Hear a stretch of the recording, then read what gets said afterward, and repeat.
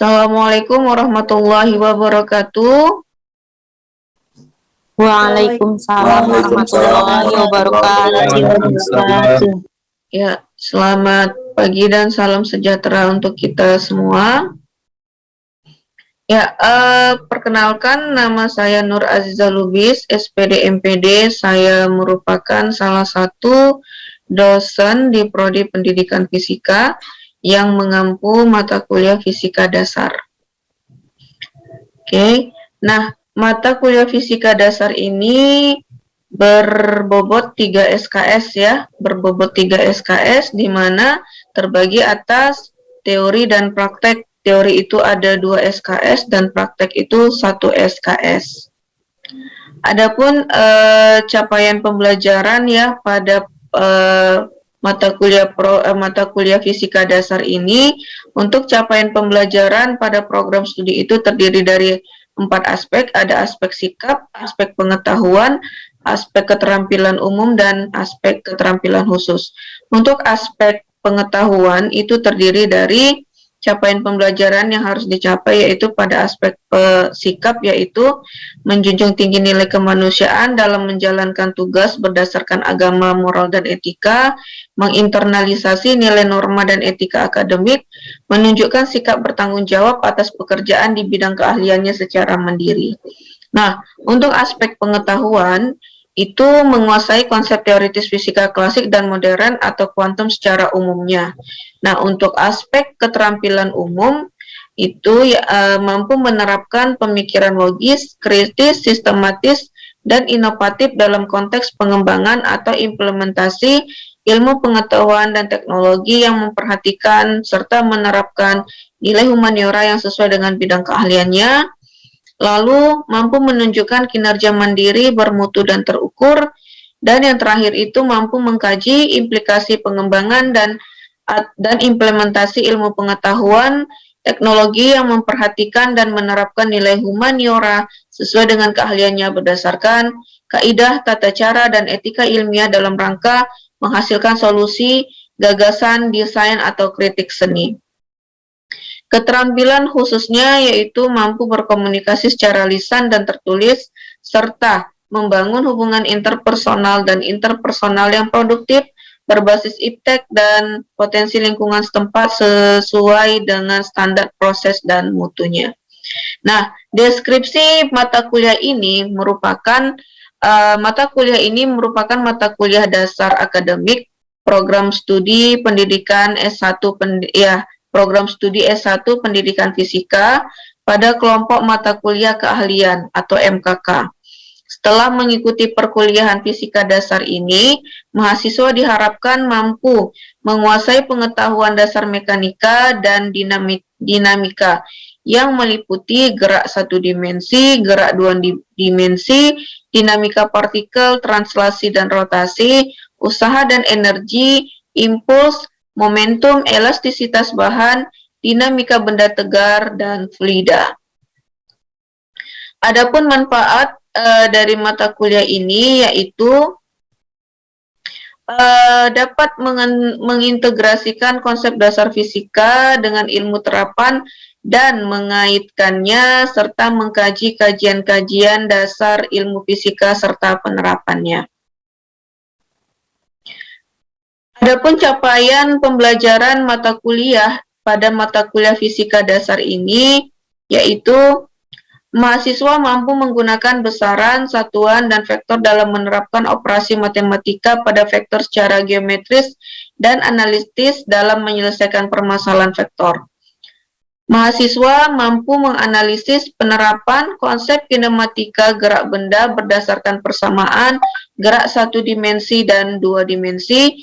Mahasiswa mampu mengidentifikasi konsep dinamika gerak melingkar benda dan penerapan hukum Newton pada sistem benda. Mahasiswa mampu menemukan hubungan antara usaha, perubahan energi dengan hukum kekekalan energi mekanik. Mahasiswa mampu menganalisis penerapan konsep elastisitas pada benda dan hukum Hooke dalam mengaplikasikannya pada pemecahan masalah fisika terkait. Mahasiswa mampu menganalisis hubungan penerapan hukum Newton pada konsep impuls, momentum linear, serta hukum kekekalan momentum dalam menyelesaikan beberapa permasalahan fisika. Lalu mahasiswa mampu mengidentifikasi konsep dinamika benda tegar pada penerapan permasalahan kesetimbangan tegar, dan mahasiswa mampu menganalisis konsep fluida dan mekanika gerak fluida dalam mengaplikasikannya pada permasalahan fisika terkait.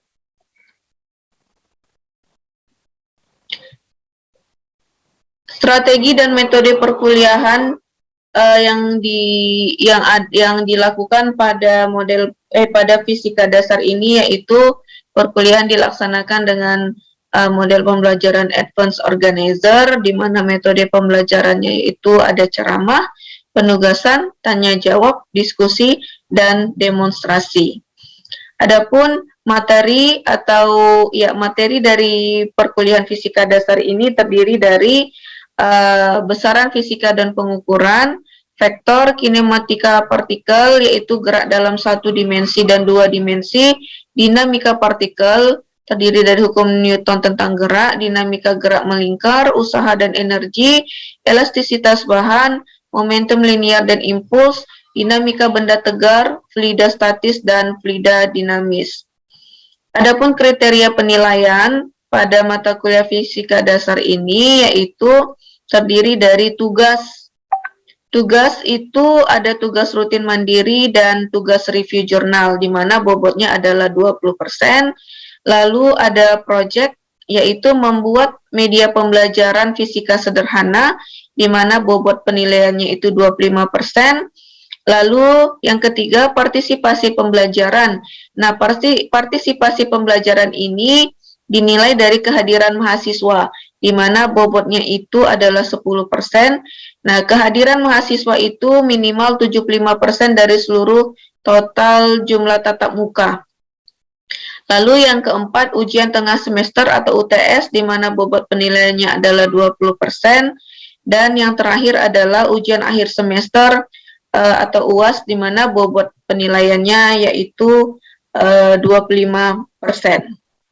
Baiklah, kita akan memasuki perkuliahan kita pada hari ini mengenai kinematika partikel. Ya, kalian juga sudah pasti pernah ya di bangku sekolah dulu mempelajari, membahas, mengkaji mengenai kinematika partikel. Nah, kalau kalimat kinematika partikel, apa sih yang ada gambarannya di pikiran kalian mengenai kinematika partikel? Ya, silahkan. Siapa yang mau menjawab? Tentang kinematika partikel, apa sih yang ada di gambaran kalian? Ya, apa sih yang masih kalian ingat tentang kinematika partikel tersebut?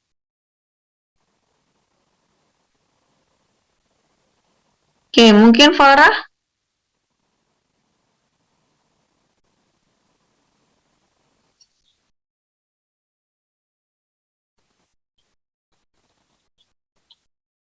Farah, silakan.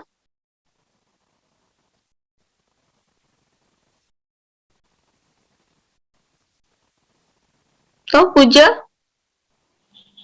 Bu, Ya. Oke, Farah. yang saya tentang kinematika partikel itu ialah ada mempelajari tentang suatu gerak. Suatu gerak. Oke, terima kasih. Puja?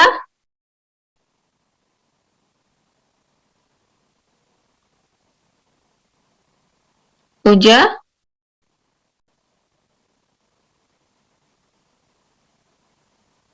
Gerakan, Bu. Tentang apa, Puja? Coba diulang.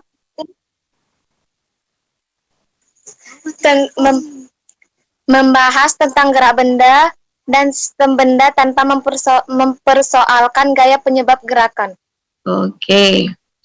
Oke, mungkin Sitiani bisa menambahi untuk yang terakhir. Sitiani Hotma Putri Purba. Ya, Bu. Ya. Kinematika partikel itu adalah studi yang mempelajari karakteristik partikel Posisi suatu partikel didefinisikan sebagai vektor koordinat dari awal titik acuan ke partikel. Oke, terima kasih. Ya, semuanya tepat ya. Mempelajari tentang gerak ya tanpa memperhatikan penyebab gerak tersebut. Oke. Nah, kita di sini kan membahas nantinya tentang kinematika partikel dalam gerak satu dimensi. Tadi juga sudah ada disinggung sedikit oleh si Sitiani, bahwasanya ada sumbu koordinat ya di situ ya. Nah, oke, akan kita lihat nanti. Oke ya, terima kasih sudah memberikan pendapatnya tentang kinematika partikel. Ya, semuanya pendapatnya bagus-bagus ya. Oke, kita lihat. Kita masuk tentang kinematika partikel. Nah, jadi kinematika partikel ini merupakan bagian dari mekanika. Ya, mekanika ini merupakan salah satu rumpun ilmu fisika dasar yang membahas tentang gerak benda khususnya. Jadi terbagi atas dua, ada kinematika dan ada dinamika. Nah, dinamika juga sudah pasti kalian pernah mendengar karena sudah kalian pelajari di tingkat SMP sampai SMA. Nah, di bangku perkuliahan juga lagi-lagi kalian berjumpa dengan istilah ini ya.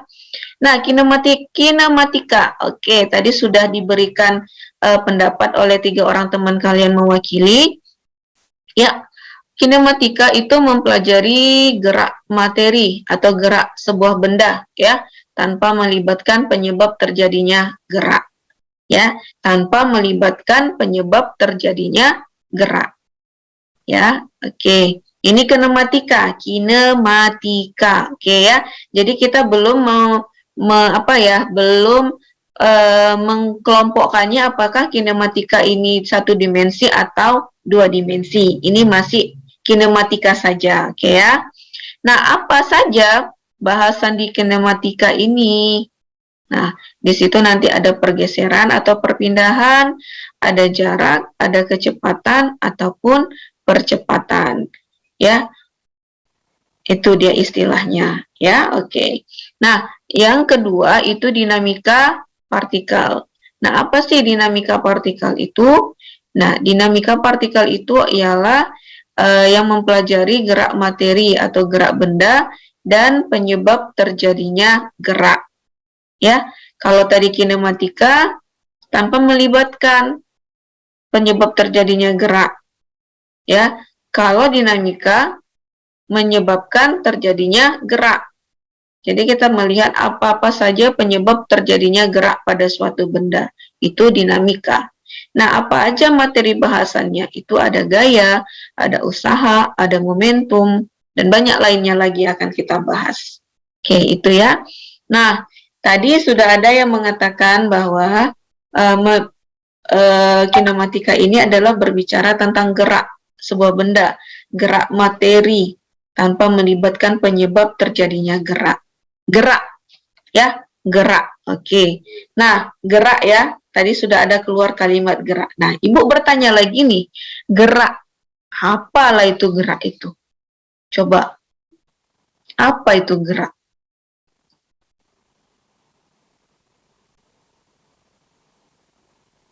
Bu, Ya, silakan. Siapa? Farah, Bu. Oke, Farah, silakan. Gerak itu adalah perpindahan suatu tempat ke tempat lainnya. Oke, gerak adalah perpindahan dari satu tempat ke tempat lainnya. Oke. Yang lain? Gus Warni mungkin? Bu, Ya.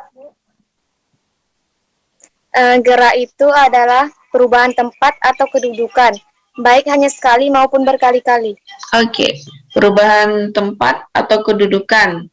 Ya, sama berarti dengan Farah ya, perubahan tempat dari tempat lain ke tempat yang satunya ya, atau dari tempat yang satu ke tempat yang lainnya. Oke, Ibu mau dengar suara si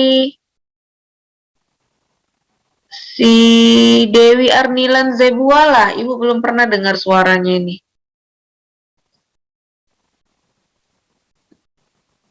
Mana nih? Ya, Dewi. Apalah itu gerak tuh Dewi menurut kamu?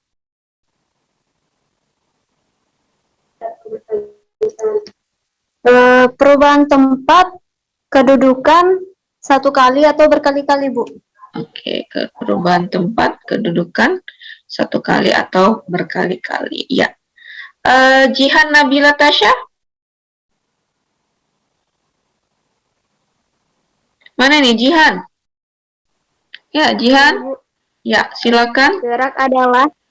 Gerak adalah perubahan tempat dari tempat awal menuju ke tempat lainnya. Oke, berarti sama ya. Oke, perubahan kedudukan, perubahan tempat, perubahan posisi dari satu tempat ke tempat yang lainnya, gitu ya. Oke. Ya, tadi berapa tadi, Siti? Perpindahan? Kecepatan ya. Ya, kecepatan. Kecepatan sama dengan perpindahan per waktu tempuh. Ya. Dengan 40 meter per 70 sekon. Hasilnya 0,5 meter per sekon. Oke, 0,5 meter per sekon. meter per sekon ya. Oke, ya. Oke, ini dia. Tadi 1,42 meter per sekon dan 0,5 meter per sekon. Yang lainnya bagaimana? Apakah sama? Yang lain bagaimana? Sama, Bu. Sama, Bu. Kita lihat. Ya, bentar Ibu hapus dulu.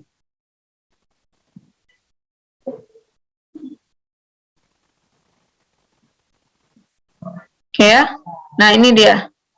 Ya, jadi tadi sudah bisa dibedakan mana kecepatan, mana kelajuan.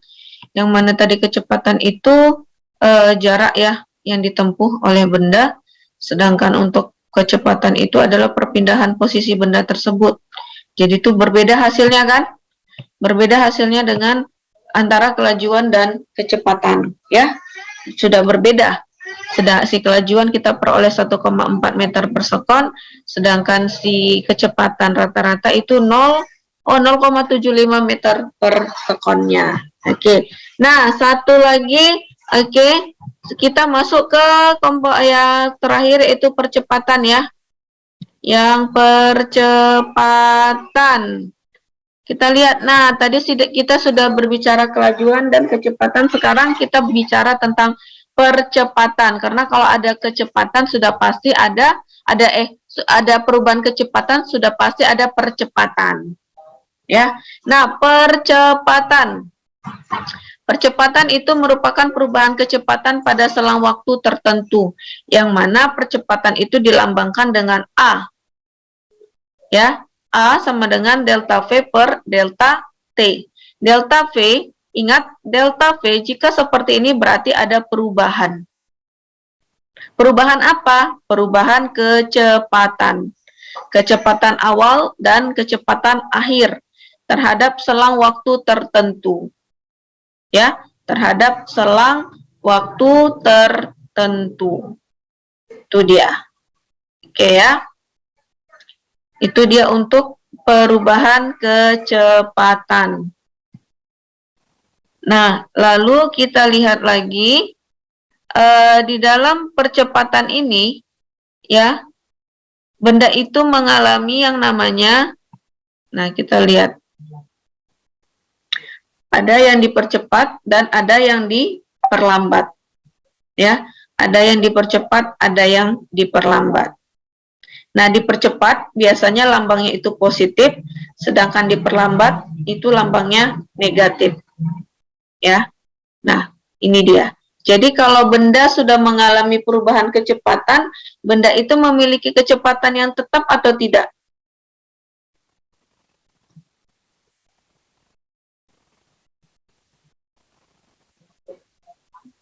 Benda itu memiliki kecepatan yang tetap atau tidak? Tidak, Bu. Tidak. Kenapa? Karena sewaktu-waktu dia bisa berubah tergantung jarak. Oke, karena sewaktu-waktu dia bisa berubah, ya. Ya, jadi perlambatan dan percepatan itu tadi ya. Nah, karena sewaktu-waktu kecepatannya bisa berubah. Oke, berarti di sini tidak ada kecepatan yang tetap ya, tidak ada kecepatan yang tetap. Nah, terus kita masuk ke tadi sudah berbicara tentang jarak, perpindahan, kecepatan, kelajuan, serta percepatan. Nah, kita masuk ke dalam kinematikanya itu tadi berbicara tentang gerak. Nah, kita di sini akan membahas tentang gerak lurus beraturan, ya, gerak lurus berubah beraturan. Gerak ini dia, kecepatan sama dengan jarak yang ditempuh, ya, jarak yang ditempuh oleh dalam kurun waktu tertentu, ya, dalam waktu tertentu. Ini dia untuk GLB sendiri, ya, untuk GLB sendiri jarak yang ditempuh, ya, dalam waktu tertentu, ya, ini dia. Oke, nah kita lihat cirinya dari grafik ini.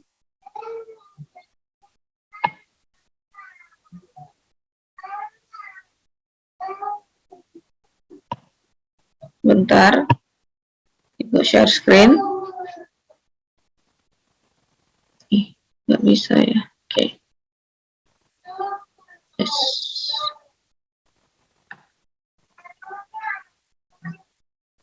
Oke. Nah, ini ada grafik antara posisi ya terhadap waktu, ada kecepatan terhadap waktu, dan ada percepatan terhadap waktu. Kita lihat. Nah, ada 3 grafik di sini yang mencirikan bahwa kecepatan lurus beraturan ini memiliki kecepatan yang konstan. Arti konstan adalah dia tidak berubah, ya, dan percepatannya itu sama dengan 0, ya, dan percepatannya itu sama dengan 0. Oke, ya. Bisa ya dipahami. Nah, untuk posisi terhadap waktu kita lihat kalau tadi ya ini dia tadi, oke ya, persamaannya jarak terhadap waktu. Oke, kita lihat kalau kita cari di sini posisinya, misalnya ini dimulai dari 50 pada detik pertama, ya, 50 pada detik pertama, berarti posisinya V sama dengan, coba Ibu kita cari ya, sama tidak, kita umpamakan. Oke, ini pada posisi ya, pada grafik, hubungan grafik antara posisi dan waktu. Berarti V sama dengan, posisinya di sini kita lihat, ini kita anggap 50 ya, pada detik pertama, pada waktu pertama. 50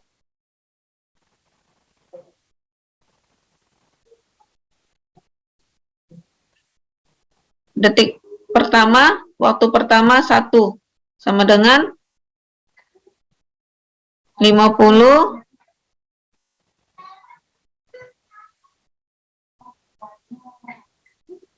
meter per sekon, misalnya. Ini V1, kecepatan benda pada waktu tempuh yang pertama. Kita lihat posisi yang kedua. Posisi yang kedua dia terletak di mana? Berapa posisinya? Coba di grafik. Kita anggap ini ya, kita anggaplah dia 100 lah ya. 100, Bu. Ya. 100 meter. Dan waktu detik kedua itu berapa ditempuhnya? Kita anggap di sini berapa nih? 2 misalnya. 2 Bu. Oke, 2. 100 bagi 2 berapa? 50 Bu. Ya, 50. Misal ya.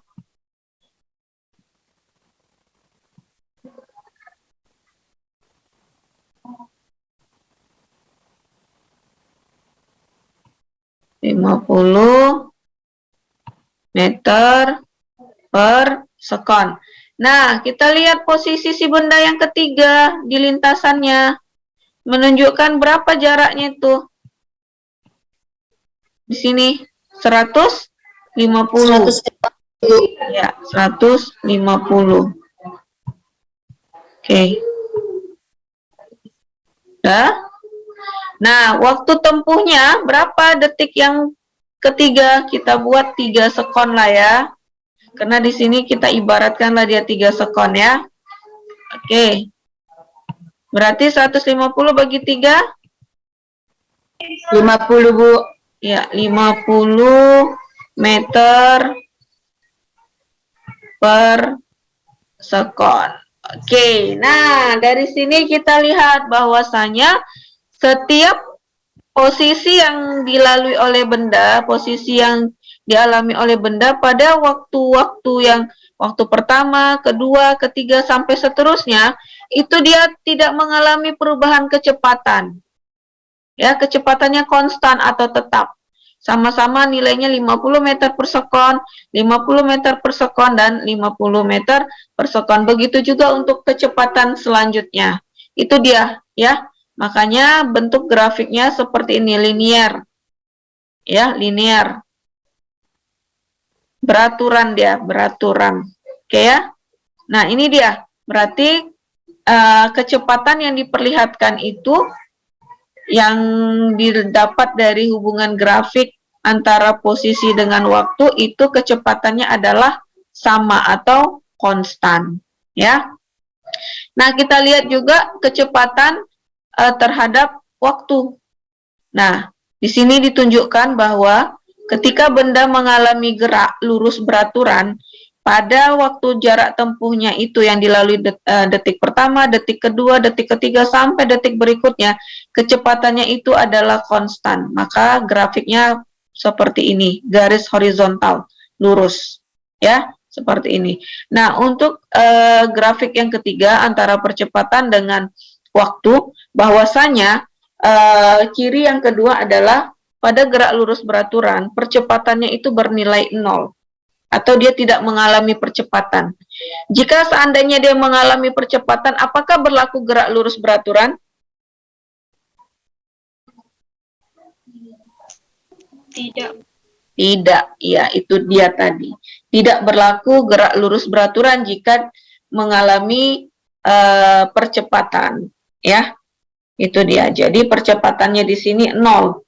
Mau berapapun jarak tempuh yang dilaluinya, waktu tempuh yang dilaluinya itu dia percepatannya tetap 0. Itu, oke ya. Itu untuk GL B. Oke. Nah, sekarang kita lanjut untuk di sebentar.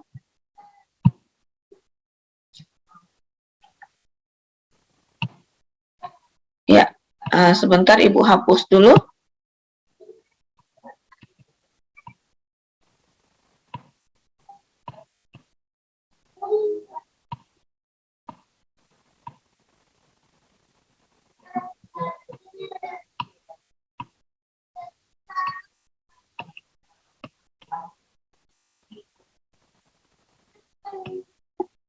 Ya, nah ini dia tadi ya, posisi terhadap waktu, kecepatan terhadap waktu, ini dia bentuknya. Oke, kita lanjut gerak berikutnya.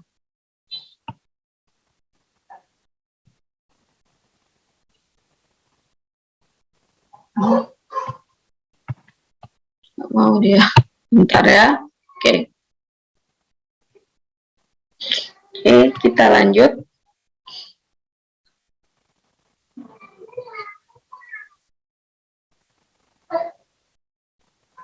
Oke, nah gerak yang kedua yaitu gerak lurus berubah beraturan. Apa itu gerak lurus berubah beraturan? Cirinya yang kalian masih ingat.